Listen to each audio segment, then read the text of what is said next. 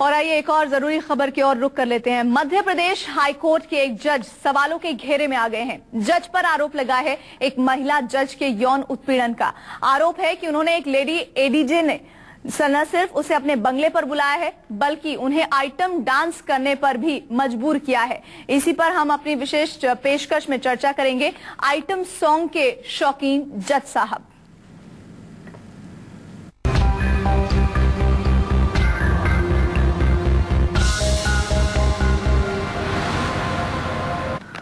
Madhya Pradesh high court के एक जज पर ग्वालियर जिले के पूर्व एडिशनल डिस्ट्रिक्ट जज ने यौन उत्पीड़न के गंभीर आरोप लगाते हुए सुप्रीम कोर्ट के चीफ जस्टिस से कार्रवाई की गुहार लगाई है। लेडी एडिशनल जज ने चीफ जस्टिस को लिखी शिकायत की चिट्ठी में आरोप लगाया है कि मध्य प्रदेश हाईकोर्ट के एक जज ने उनका यौन उत्पीड़न किया है।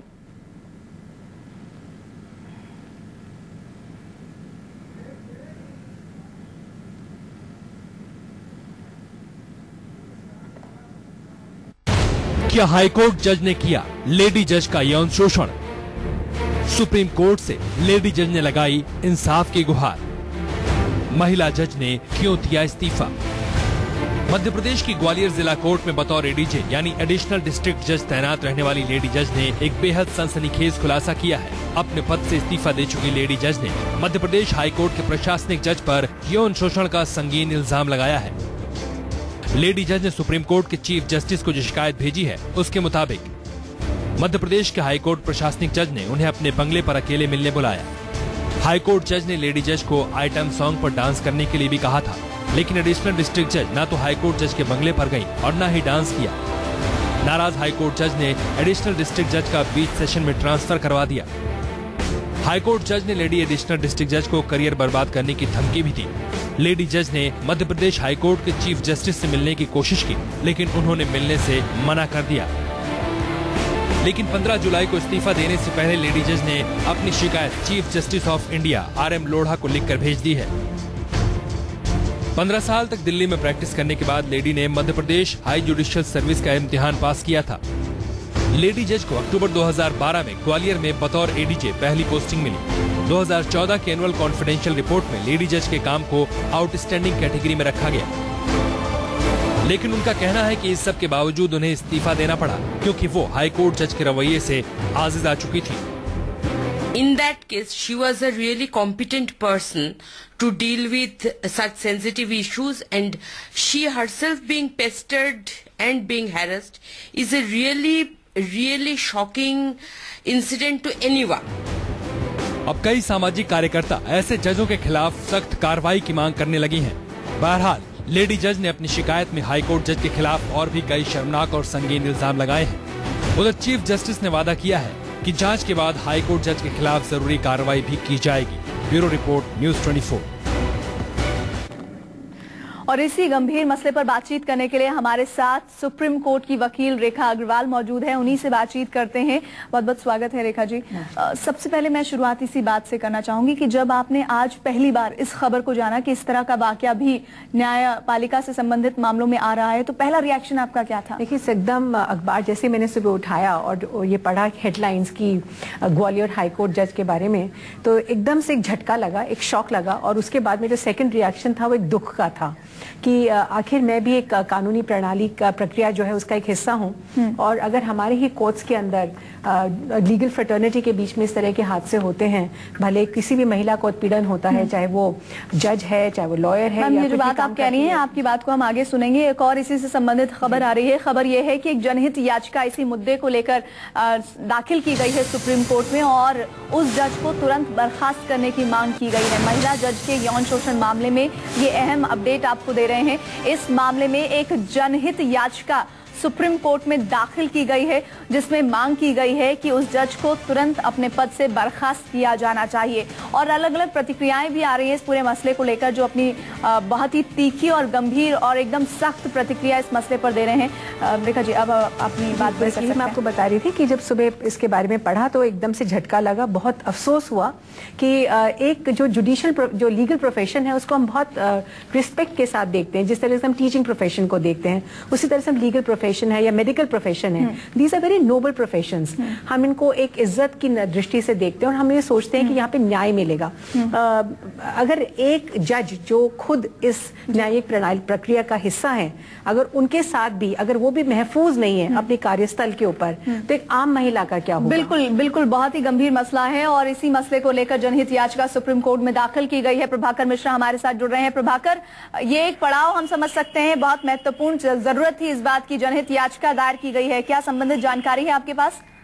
प्रीति, सुप्रीम कोर्ट में एक जनहित याचिका जो दायर हुई है, एम एस शर्मा एडवोकेट हैं, उन्होंने याचिका लगाई और उस याचिका में मांग की गई कि सुप्रीम कोर्ट के जजों की एक कमेटी बने और वो कमेटी इस पूरे मामले की जांच करे और तब तक जो आरोपी हाईकोर्ट जज हैं उनको डिस्चार्ज कर दिया, डिसमिस कर दिया जाए और उनके खिलाफ अगर कमेटी की रिपोर्ट में कुछ भी अगर उनके खिलाफ सत्यता पाई जाती है आरोपों में, तो उनके खिलाफ FIR दर्ज किया जाए। तो एक बहुत ही अहम याचिका है सुप्रीम कोर्ट में। और प्रीति, एक बात और मैं अपने दर्शकों के लिए बता दूं कि जो सुप्रीम कोर्ट में प्रैक्टिस करने वाली एडवोकेट्स हैं, उन्होंने एक रेजोल्यूशन पास किया है और SCBA को कहा है कि आप मुख्य न्यायाधीश के सामने इस बात को, उनकी डिमांड को रखें। उनका रेजोल्यूशन यही है कि जो एलिजिड जज है उसके खिलाफ एक्शन हो। तो कुल मिलाकर ये कि सुप्रीम कोर्ट में जो चाहे वो लीगल फैल्टिलिटी हो या सुप्रीम कोर्ट के जजेज हैं, वहां पर ये जो मामला है आज काफी बहस का मुद्दा रहा। और जिस तरह से देखें कि ये याचिका के फॉर्म में है, जनहित याचिका के फॉर्म में डिमांड है कि उस जज के खिलाफ कार्रवाई हो, और दूसरी जो यहाँ की महिला जज हैं वो भी चाहते हैं कि इस मामले में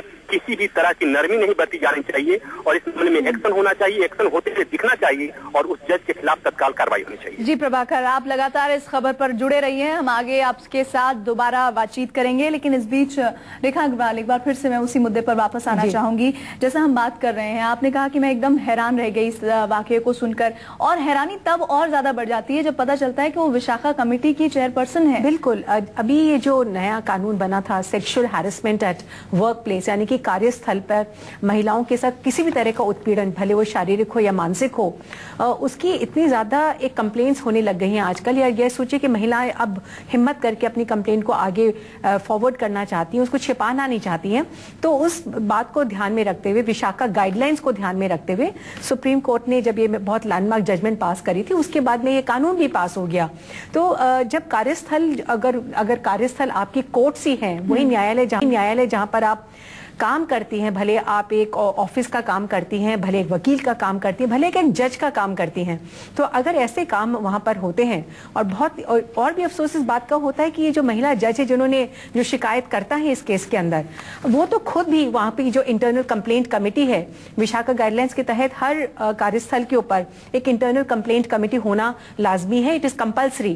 तो अगर वो खुद इस कमेटी की एक मेंबर थी और उनके साथ एक पुरुष हाईकोर्ट जज जो उनके सुपीरियर हैं और एक एडमिनिस्ट्रेटिव चार्ज होल्ड करते हैं लोअर कोर्ट्स के ऊपर, तो अगर वो अपनी पोजीशन का फायदा उठाते हैं और कोई भी तरह का यौन उत्पीड़न करते हैं, उनको बाध्य करते हैं कि उनकी नाजायज डिमांड्स को एक्सेप्ट करें, उनके बंगले के ऊपर आए, वहां पर एक आइटम डांस के ऊपर, वो आइटम सॉन्ग के ऊपर डांस करें, बहुत अजीब सा लगता है। आप रेखा जी, मैं आगे आपसे इसी से जुड़े कुछ और मुद्दों पर भी बातचीत करूंगी। और जैसा आपने कहा कि पहला वाकया नहीं है, इस तरह के पहले भी घटनाएं हो चुकी हैं। इसी से संबंधित एक रिपोर्ट अपने दर्शकों को दिखा देते हैं।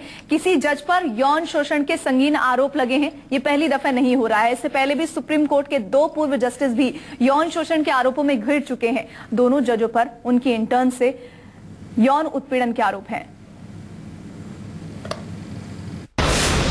पहले भी आरोपों में घिरते रहे हैं जज, पहले भी जजों पर लगे हैं यौन शोषण के इल्जाम।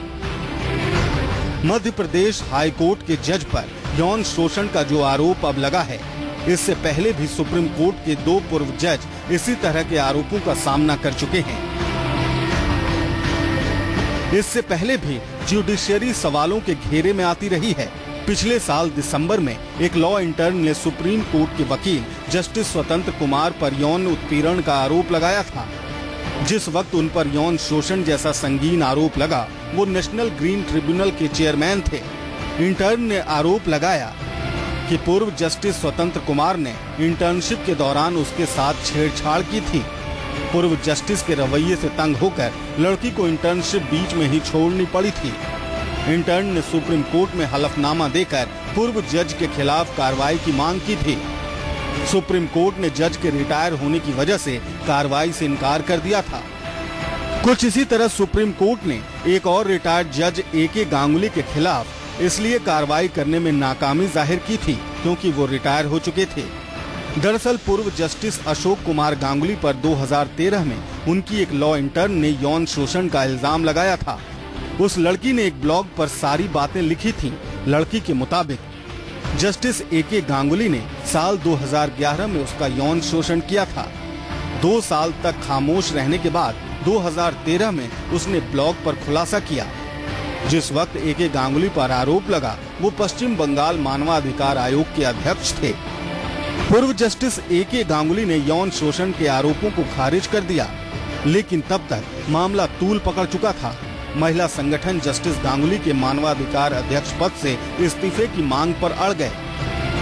पहले तो पूर्व जस्टिस गांगुली इस्तीफे से इनकार करते रहे, लेकिन बाद में इस्तीफा देना पड़ा। गांगुली के खिलाफ सुप्रीम कोर्ट से भी कार्रवाई की मांग हुई थी, लेकिन कोर्ट ने यह कहकर कार्रवाई करने में असमर्थता जाहिर की कि वो रिटायर हो चुके हैं। बहरहाल अब इस तीसरी घटना ने जुडिशियरी में महिलाओं की सुरक्षा पर सवाल खड़ा कर दिया है। Bureau report, news 24। तो चाहे बात हम स्वतंत्र कुमार की करें या फिर जस्टिस गांगुली की करें, वो अपने पदों पर नहीं थे, रिटायर हो गए थे, इस वजह से उन पर कार्रवाई नहीं हुई थी। लेकिन ये इस वक्त जो मसला उठा है, ग्वालियर का मुद्दा जो उठा है, उसमें जज अभी भी अपने पद पर कायम है।